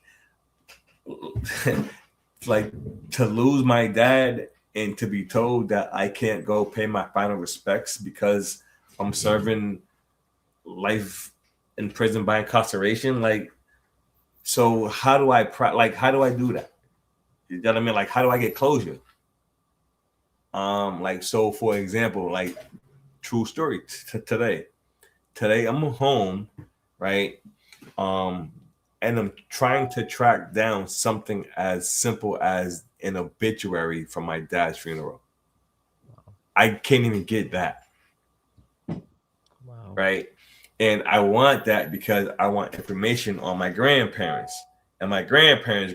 And so like there's that, like that. And so this is part of the impacts of these wrongful convictions and the things that we miss out on, right, as a result of what happened. This is the human effect of it. Right. And so and that it sounds like that's all of what you bring with you into the Exoneree Network to try and help other people kind of go through. And it's really good that you from your upbringing to your education to just you really like just getting in touch with your feelings and understanding to be able to even understand how much it meant standing in that store and to see it in your friend when he was going through it, and to know I'm going to take a step back. I know what he's about to go through, and I'm going to step in when it's right. And I think that that's so wonderful that you have this, that you're bringing that your wisdom and your empathy and your way of seeing things to all these people, hoping, and it sounds like actually accomplishing a real difference. And it's so important. And I just think they're very lucky to have you. I really do. Man. I was just on the true crime tour, right? Like, and there's a bunch of us that have, I won't say a bunch of us, but there's a small like chosen few, like that's really, I bet you like all of us would wish that we never would be in a circumstance, right? But we recently was on tour speaking about the injustice that we've experienced. And you can look it up, right? But one of the things, and like there are differences, and I was like the only black person on the tour, right? But so there was a couple of things, right? I think the first thing is that regardless of the injustice, there's a human being, like there are human beings that's at the centers of these things, right? And I think oftentimes that's lost. Like there are people that have feelings, and there are people who care about them people that have feelings. Yep. Right. And then the other thing, right, is that when I look at myself, and I spoke earlier about how particularly, like, just say, like, people who are wrongfully convicted of murder, right? People who are wrongfully convicted of murder, black people in particular, are 7.5 times more likely than their white counterparts, right, to be wrongfully convicted of murder, right? But when I think about Aaron Quinn, right, and you can like search him up, and there's he's involved in a documentary on Netflix as well too, right? Yeah, it's called American Nightmare. Yeah, but when I think about him and how close that he came, like, and he's a white guy. Yep. Right. But think about how close he came, right? And he came a lot closer than Karen. I don't know, right? But it's like he came very close to having that nightmare 2.0. Yep. Right. And so we can do something like we can register to vote. It is so important to register to vote, but people, like, it's something that's undervalued. We have to register to vote. Please register to vote, right? Some people are in a position where they can donate financially, right? But those who are not can do something as simple as register to vote and be willing to go sit on the jury. Right? Don't run from the jury box. You can save somebody's life. Yep. You can save 22 years of somebody's life, right? If you just register to vote and go sit in the jury box, right? There's just so much. You can follow us on social media, but I'm sorry, Allison. No, I didn't want to stop you at all. I was just going to say what I wish an organization would do is, because nobody knows who to vote for from a judge, unless like you happen to go into a courtroom and sit in front of a judge, you're just shooting blanks, Republican, Democrat, when you're voting for a judge. And if in Sean state, they're appointed. Oh, they're all appointed in Massachusetts. Yeah, so but your premise works perfectly with prosecutors because they're elected in.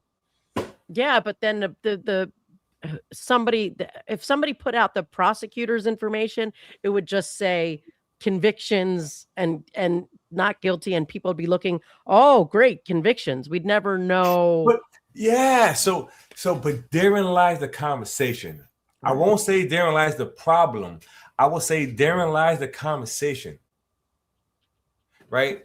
Because it's like, how are these convictions? Like, how are you going about these convictions? Like there are some states where that believe they do not have any wrongful convictions, right? Like, how is it like really? It's impossible, right? And so what I'm saying is that it happens, right? People run on convictions, all right, but therein lies the conversation. You gotta start having the conversations. Like, how are these? Like, if there are cases wherein there's question, have that conversation. You just can't rely on the conviction. There's almost 36,000 cases wherein which convictions were, right?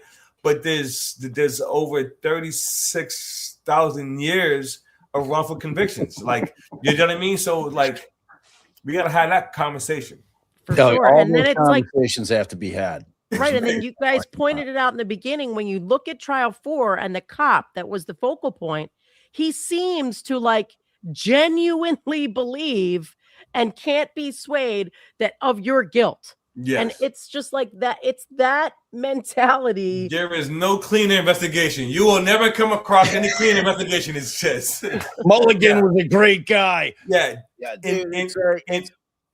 If he's saying that you will never come across a cleaner investigation, right? Then this one, that's a problem in and of itself.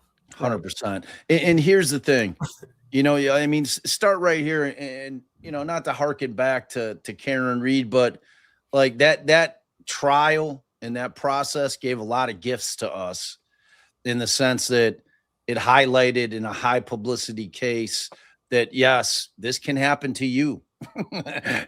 Yes, white soccer mom sitting on your fucking couch, this can happen to you. So be aware of that. But what it also highlighted is that everything that everybody that works within the system or has been chewed up and spit out, such as yourself, by the system, knows there's no such thing as a flawless police investigation. These things are conducted by human beings. Human beings make mistakes. There is no way that there is any county, let alone state, in this country that doesn't have wrongful convictions happening, because you're dealing with human beings, and we are flawed. We all make mistakes. Some are intentional. Some are just straight up neglect. Some are negligence, whatever the case may be. The conversations have to be had, and people have to be willing to be intellectually honest about things. And, the problem, Sean, I was recently speaking at an exoneration panel a few months back, and I had a really interesting conversation with one of the other panel members kind of on stage. And the problem with our system right now is that the appellate system is designed to protect convictions. That's the reality of the system right now. It is absolutely designed to protect convictions, as opposed to trying to seek the truth. And that narrowing he just talked about the habeas corpus, federal, which is what people had. You had like this window of hope, like it's going to take me a while, right?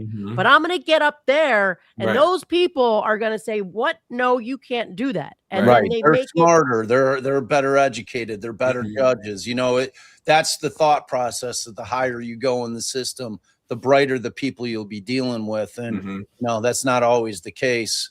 And that standard of review so much more like narrow. Like you really don't get full review.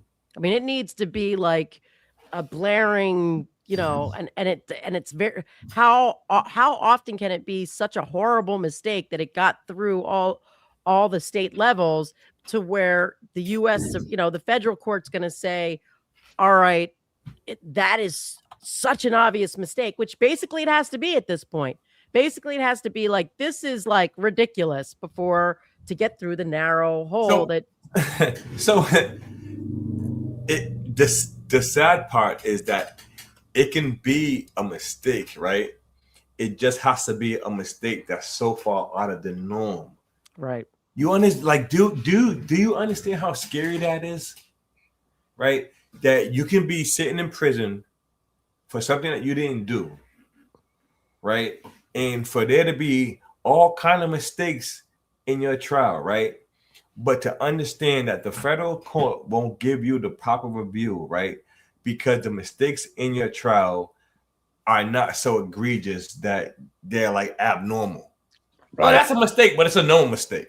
Right. It happens all the time. So it's harmless. Don't worry about it. You know what I mean? Like that's part of like what's going on with our criminal legal system at the federal level.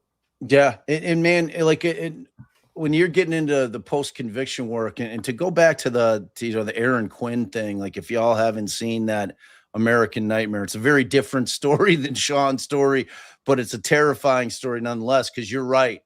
His shit was scarier than Karen Reed's, because that story that he was telling about some dude coming into his crib with a scuba mask on and putting like goggles on that were blacked out seemed so incredulous that no one would have bought it. Had he been convicted on that thing, that dude would be spending the rest of his life in prison, man. There's no judge, whatever.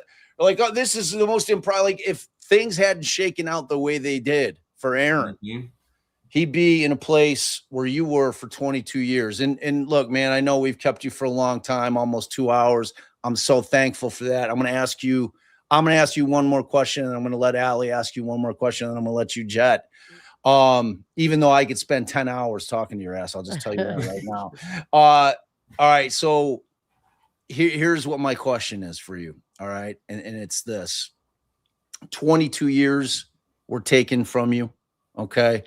And when you look back at the life that you've built since, how do you measure what you got back? And I'm not counting the money, because the money, the money that allows you to pay your bills and gives you some peace of mind, but that ain't it.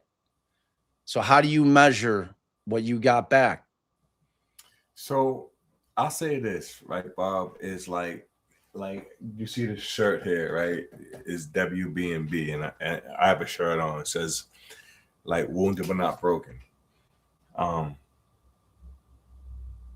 And like I didn't. It's not comparable, right? Because man, I was duffed out and kind of left on the curbside, like wounded, right? Just left to die, literally. I was sentenced to death by incarceration. I was sentenced to die in prison, without the possibility of parole.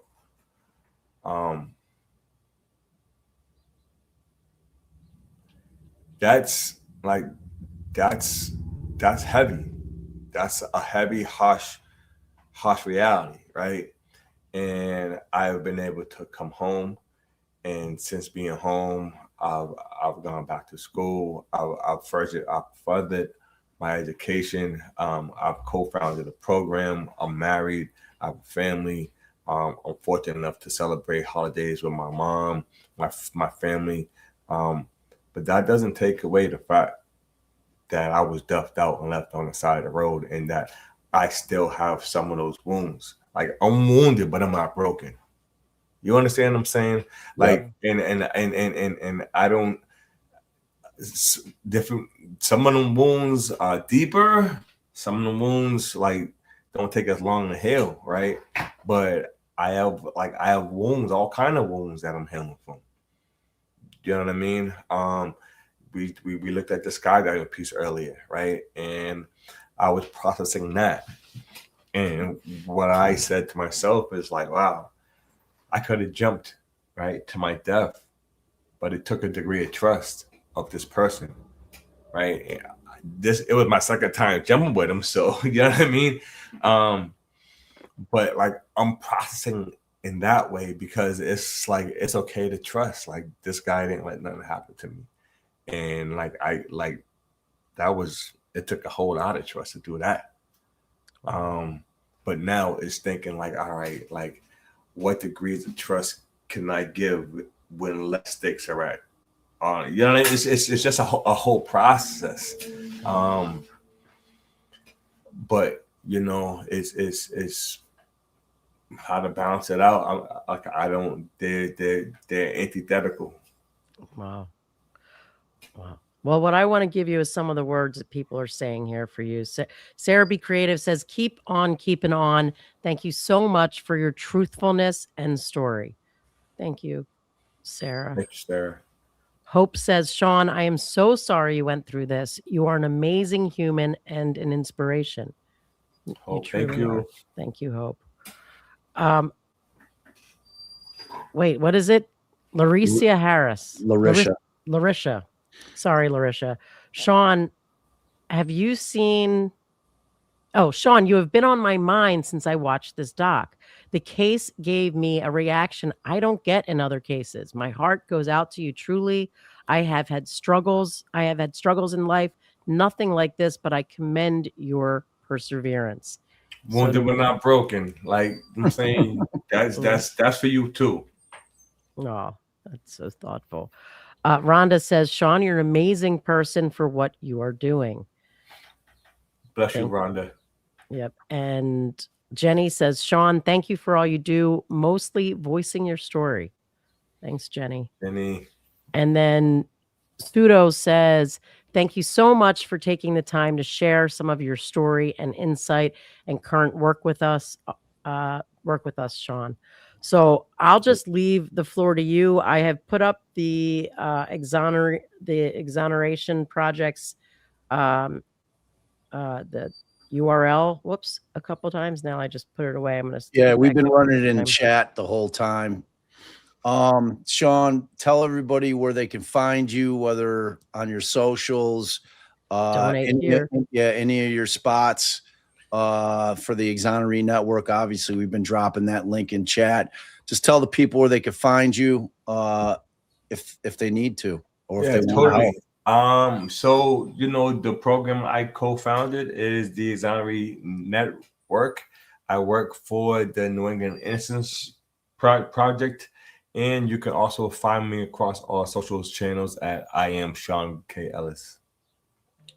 All right. And I see there's this big donate thing on here. It gives you donate one time, donate monthly, and other ways to give.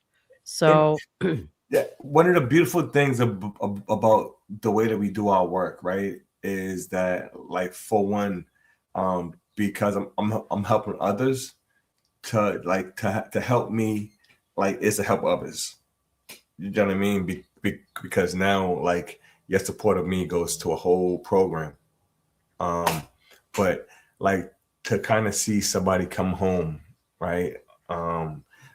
I experienced part of the experience, right? But to be able to witness the experience, to witness somebody come home, and then to go through that transition of re-entry and get to the point to where they're empowered and they're thriving in life. That's the model that we've been able to create with the Exoneree Network and the New England Innocence Project, because the way that we do our work, it's like they free people and then we help them once they come home, and it's a beautiful thing to like witness. And it kind of like we've been able to, like, we see it in things like how we did with the skydiving event on Saturday. It's just beautiful. It is beautiful work, man, and it's important work. And I just want to wrap by saying this: you were worth the wait.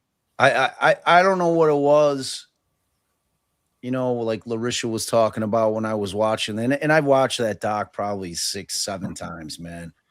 But the first time I watched it, and I looked at your face, and I looked in your eyes, as weird as that sounds, on a TV, there was something about you that just struck a chord with me, man. And I'm telling you that, the eyes are the window of the soul. Mm-hmm. And man, I could just see it had to have been the same shit that Rosemary saw. It's like you've got this thing about you where it just resonates with people. It was a powerful thing for me.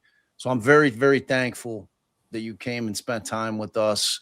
You did not disappoint. It was worth the wait. getting to shoot the shit with you for a couple hours, man. Now go take some Advil or Tylenol. Yeah, I know, right? Relax your jaw, relax your mouth. But thank you so much. And the final thing is, you have a platform here at our channel. Anytime that you need to get something out to the public, because it's not just on the live, it's up. We get a lot of people on replay crew. We get messages out there. If there's cases that you want people to be aware of, you just let us know. We are your friends. We are an open platform for you. You just hit me up and be like, yo, man, this is something I got to talk about, and we got you. All right. Definitely appreciate it. Okay. Yep. All right. And I will be in touch. All right, Sean. Thank you very much, man. Okay. All right. Have a good day. All right, bye.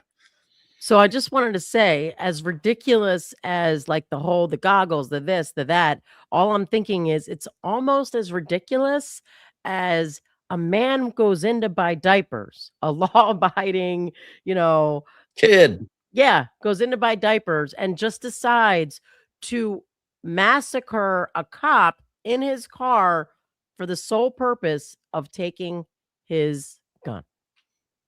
and understanding that when a cop in any major city, but a cop anywhere, but Boston in particular, gets killed, they're going to convict somebody on it.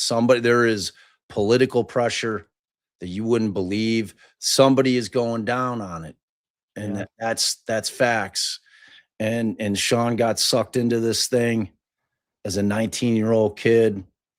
And The you know, like corruption. he did a beautiful job explaining, because that's what I wanted to get into, that concept of being a child, you know, and getting sucked into the system and having no idea what's going on around you. Not truly. Sean had never been arrested. Sean had never been in the system. He'd never been like Sean wasn't, he didn't have some kind of rap sheet. And even if he did, I don't give a shit, but he didn't. And that's the fact of the matter is this was all brand new. And it was for frankly, one of the worst charges you can get. You shoot a cop, you kill a cop, You're going in. you're going in. But in any state that has the death penalty, it's a death penalty case. Yeah, and I mean that's where all the big corruption started in Chicago. It all stemmed from a shot cop case, and then they started electroshocking people to get them to confess. I mean, that's where you kill a cop, the cops are gonna, and if they get their sights on you, forget about it. And Studio, I'm sorry, hopefully Sean will come back and look at some of these later, but she says, or he says, thank you so much for taking the time to share your story and insight and current work with us, Sean. And thanks for your generosity. And Romy in Massachusetts said, thank you for sharing your story with us, Mr. Ellis. All right, babe. So Tell him what's. Yeah. So this is what's what. Oh, wait. Sorry. You have to say to Cody Vigil and Planet Tuables. Wow. I feel like you butchered both those. I think I did. Family hugs. Welcome. Thank you for your support. All right. So look, I love all the 500 people that were in here. I'm appreciative that you guys were here. I'm going to ask you flat out. I see the stuff that gets hyped. I see the stuff that people might be choosing to spend their time with right now. This is better. It's more important. I'm begging you, hype this video. Get Sean's story out. Get the work that Sean's doing for those that are in the same experience that he lived when they come out, the work that he's doing there. Please use your hypes when they matter for content that matters. This content, and it's like all of our wrongful conviction stuffs, we get 2,500 with Mark, and I love Mark, and I'm thankful that Mark pulls that kind of audience. That's not what we're about here. What we're about here is exactly what you just saw. This is the stuff that matters to me. Let me finish, and then I know. Jump in. It's I don't know if you're trying to cut me off because I don't know what it is. No. I was gonna. People are asking about the hype. But go ahead, finish. Yeah, you can explain the hype, but just please help spread the word. If you sat here and watched the last 2 hours and it didn't move you, I can't help you, and we're probably not the channel for you. But I have a feeling that a vast majority of you were hitting the feels pretty hard during that because it was powerful, that kind of power. And it was a real story, and it's not some drama bullshit. It's real life, and it's something that deserves attention and deserves eyes on it. So, and I'm flat out begging you, like, share, subscribe, all that stuff, hype it, help it get out there, because you guys can do that. I can't do anything about that. Ali can't do anything about that. That comes from you guys and you guys alone. If you're on Replay Crew, leave comments, start a conversation in there. Those are the things that matter to whatever the hell the algorithm is. Do you understand? So when I come to you on bended knee, and I'm pretty sure I ran this one ad free, which hurts Allison and I financially because I want to be there on Replay Crew though. Yeah, well, we've decided. I saw that It's Something Off has a great idea. What we're going to start doing for those of you that don't have YouTube Premium, which gets rid of the commercials, is our members. We're going to be converting all of our lives commercial free for our members. So I'd rather have you pay us $3 a month or whatever the hell our membership fee is to become a member so that you can watch them ad free, then pay whatever it is to become, get YouTube Premium so you don't have to watch the commercials. So that's something cool that we're going to do for our members for certain. But look, I'm not shy about asking, because it's not money I'm asking for. It's a different grift. It's a grift of help get this information out to the people. Help get this. All right, so let me explain how to get the hype. So you can't do it right now. If you've already thumbs up, that's great. After the live ends, and it might take 5 minutes, it might take 2, it might take 10. Last time it actually seemed like it took me at least 10. You have to unclick the thumbs up and then re-click the thumbs up, and then it will give you the option to hype. Now, if you're not seeing the option, just wait. It'll come. Try later. But if you've already hyped your max number, because you can only hype so many videos a month or a week, I don't know what the rule is, it'll say you've got no hypes left. So you'll know like that the hype option is there, but Yeah. So, all right. We love you guys, mods. Thank you so much. As always, Tracy, Mandy, we adore you. To all of you that help us keep this channel. We just broke 69,000. So we're close to 70, which is a nice number. So we're excited about reaching 70,000 subs, which is really, really cool. And we're super grateful for that. And, almost. We're not there yet. We're not there yet. We're not there yet. Hopefully so we won't. Subscribe. It's free. It's free. It's free.